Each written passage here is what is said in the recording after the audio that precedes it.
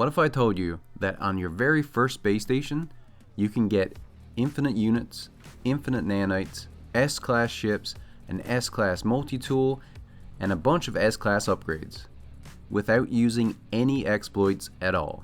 For a while now, I've been wondering why people are still making exploit videos. I still see exploit and cheat videos done on No Man's Sky all of the time, and I just don't understand why people are still watching them. An exploit to get infinite money a year ago was very useful. If you wanted to make specific aspects of the game easier, then using exploits made sense. But now you can change so many aspects of the game using the difficulty settings that exploits are pretty much obsolete. Now you might be wondering how you can get infinite money, infinite nanites, the best ships in the game by using the difficulty settings. Well, it's actually pretty easy. Now if you've played No Man's Sky over the past few months, you probably already know all of this, but if you're a new player or a returning player to No Man's Sky, this info could be very useful for you.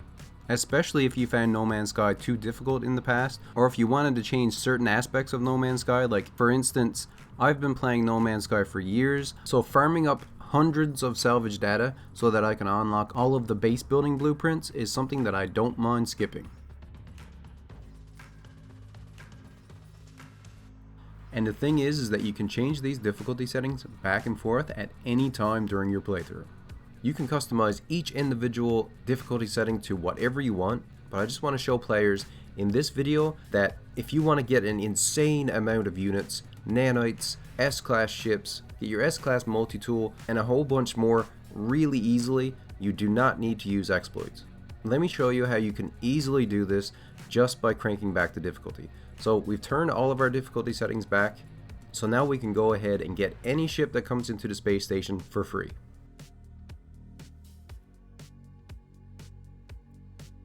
Then we can go to the outfitting station and we can max out its inventory slots and upgrade the class to S-class. So you can very quickly have a maxed out ship for yourself. Or I can scrap it to get a ton of units. As you can see, when we scrap it, we get AI valves because it was such an expensive ship. And these AI valves are worth 108 million units. Not to mention we also got several S-class upgrades as well. Ships are coming and going from space stations constantly, so you can repeat this as many times as you want. Any upgrades that you don't want, you can just go and sell them to the upgrade vendors. This way you can max out your nanites as well. You can buy whatever upgrades that they have for free. So before you even leave your first space station, you can have a fully maxed out S-class ship. And the same goes for your multi-tool. You can fully upgrade it for free to S-class and max out all of the inventory slots as well. Just by changing the difficulty settings, you can have the best ships in the game, you can have the best multi-tool, all the upgrades you want, infinite units, and infinite nanites. There are many other settings that you can change in No Man's Sky, and of course, if you leave it on the easiest difficulty, you never have to worry about spending units or nanites.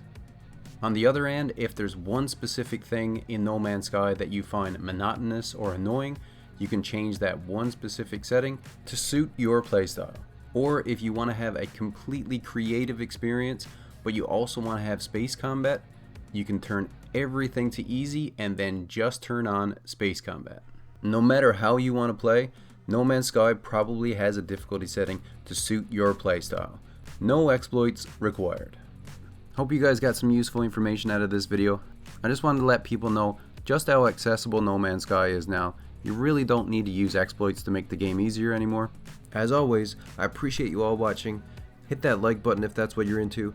And of course, stay where you're at, and I'll come where you're to. Later everyone.